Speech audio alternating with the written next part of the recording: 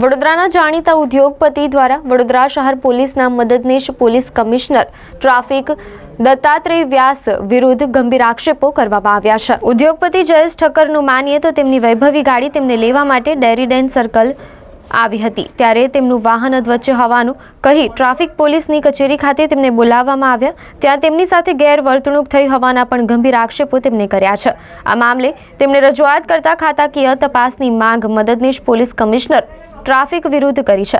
શું કહ્યું આક્ષેપો કરતા ઉદ્યોગપતિ જયેશ ઠક્કરે, આવું સાંભળીએ।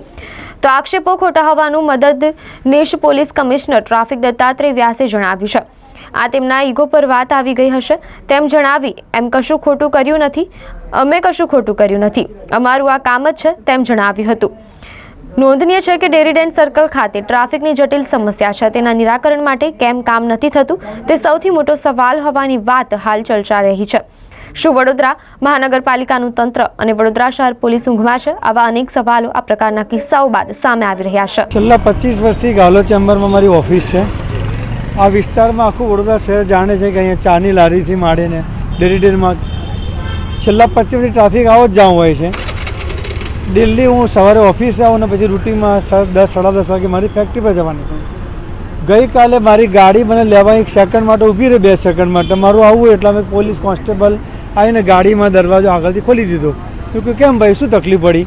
તો કે ગાડી વચ્ચો જ ઊભી છે। મેં કહ્યું સાહેબ ગાડી વચ્ચો નથી ઊભી, ગાડી મને લેવા આવી છે। એટલે કે બહાર પેલા એસીપી સાહેબની ગાડી બી ત્યાં જઈને વાત કરો આપ। એટલે હું તો ઓળખતો હતો કોણ એસીપી છે। હું એસીપી સાહેબની ગાડીમાં ગયો તો એસીપી સાહેબની ગાડીની ખુદની પોતાની ગાડીના કાળા કાચ હતા। તો મારે શોધવા પડે કે એસીપી સાહેબ ક્યાં બેઠા છે। શોધ્યું એટલે એસીપી સાહેબે દરવાજો કર્યો, બધું બોલો સાહેબ શું તકલીફ હતી? મને કે ગાડી વચ્ચે ઊભી છે, પોલીસ લઈ લે। મેં કહ્યું સાહેબ ગાડી વચ્ચે નથી ઊભી, મને લેવા આવી છે, તે છતાં એવું કહે મને મેમો આપી દો આપ, ગાડી લઈ લે પોલીસ સ્ટેશન કહ્યું ને કહે તને। મેં કહ્યું કામ કરો સાહેબ, આપ ગાડી લઈ જાઓ પોલીસ સ્ટેશન, હું તો નથી આવતો।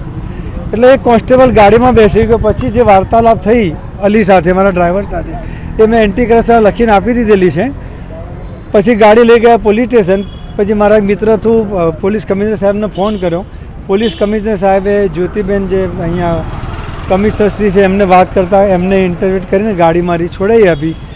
મારે એટલું જ જાણવું છે કે મારી ગાડીમાં દારૂ હતો, મારી ગાડીમાં રિવોલ્વર હતી, કોઈ એવું શું હતું કે મારી ગાડી લઈ જવી પડી? અચ્છા, બીજા પોલીસ અધિકારીને કયો રાઇટ છે કે ગાડી લઈ જવી? ઓફકોર્સ એ ટ્રાફિકમાં હોય તો એમની પાસે રાઇટ છે કે ભાઈ મને મેમો આપે એકાદું।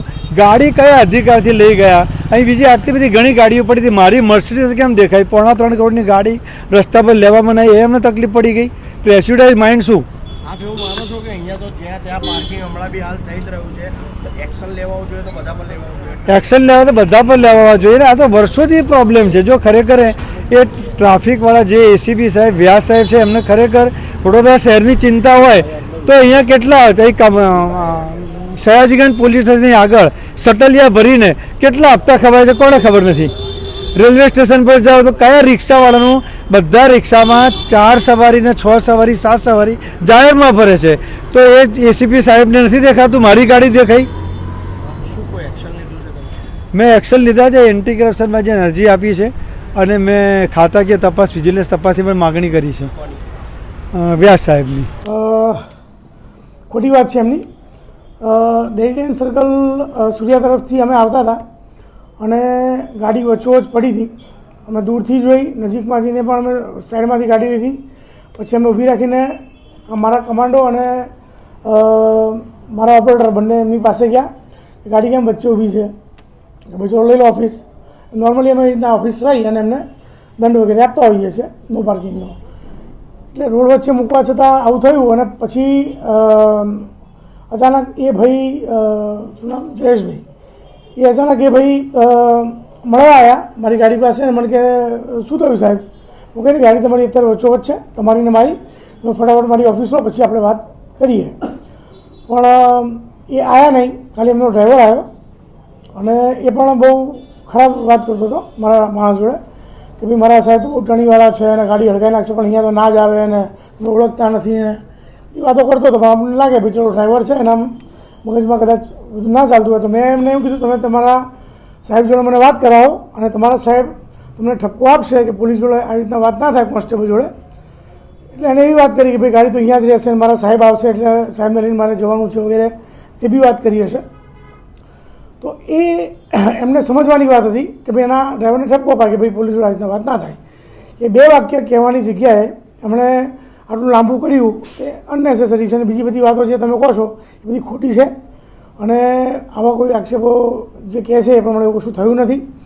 મારા કોન્સ્ટેબલ પણ આજે નહીં, જ્યારથી મારી જોડે છે ત્યારથી એ લોકો વ્યવસ્થિત જ વાત કરે છે. ગમે તે વ્યક્તિ હોય, એ બાઇકવાળો હોય, સ્કૂટીવાળો હોય કે કારવાળો હોય, પણ એમને ભૂલ કરી છે એટલે એમણે આ રીતે અમે કાર્યવાહી કરી. અને પછી મારે એમની સાથે વાત પણ થઈ, જે એમનો અલીભાઈ કરીને એમના ડ્રાઈવર હતા, એના ફોનથી મારે 2 વાર વાત પણ થઈ. પછી એને ઠપકો પણ આપ્યો અને પોતાની ઓળખાણ પણ આપી કે હું મા શક્તિ ગરબા ગ્રાઉન્ડનું આ બધું કરું છું આમ તેમ. પછી અમને પોઝિટિવ લાગ્યું ને એને એમના ડ્રાઈવરને ઠપકો આપ્યો એટલે અમે એને જવા દીધા.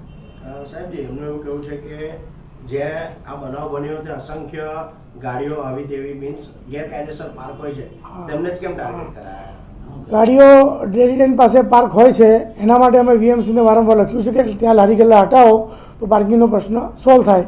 પરંતુ એક ગાડી નીકળે એટલી જગ્યા છે, સામેથી બીજી ગાડી આવે એટલી જગ્યા હોય છે, પણ આમની ગાડી એવી વચ્ચોવચ હતી જેના કારણે અમારે એમને ઠપકો આપવો પડ્યો, એમને બોલાવવાની વાત કરવી પડી અને મેમો આપવાની વાત કરવી પડી. પણ એમણે એમના ડ્રાઈવરને ઠપકો આપ્યો અને ફરી આવું નહીં થાય એશ્યોરન્સ આપ્યું, એટલા માટે એમને જવા દીધા. સાહેબ, એમને ખાતાકીય તપાસની પણ માંગ કરી છે, એવો કેમ વિષય? આ જો એ એમના કદાચ ઈગોની વાત આવી ગઈ હશે, બાકી એ હું પણ વસ્તુ ભૂલી ગયો, એમને પણ ભૂલી જવાની હોય, પણ એમને ઈગો પર વાત આવી હશે કે જે મને પણ એમને ફોન પર વાત કરી, તમારું અપમાન કર્યું, મારી ગાડીમાં ક્યાં હથિયારો હતા કે દારૂ હતો, તમે ગાડી કેમ લઈ ગયા, બરાબર. મેં તમને પણ બોલાવ્યા હતા, તમે આવ્યા હોત, મળ્યા હોત, આપણી એક ઓળખાણ થાત, પણ તમે ના આવ્યા ને તમે જે રીતે ડ્રાઈવરને મોકલી આપ્યો અને તમે ખુદ ના આવ્યા, એના કારણે તમારા મનમાં જે બી આવ્યું હોય કે અપમાન થયું કે જે બી આવ્યું હોય એ ઈગોની વાત એમણે લીધી હશે. મેં એવી કોઈ ઈગોની વાત લીધી નથી ને અમારું કામ આ છે કરવાનું એટલે મેં કર્યું છે. આપણા તરફથી શું કાર્યવાહી? કશું નહીં, એમને ઇન્કવાયરી કરાવી હોય તો કરાવે, તપાસ કરાવી હોય તો કરાવે, અમે ખોટા છીએ નહીં, અમને કશું થવાનું નથી.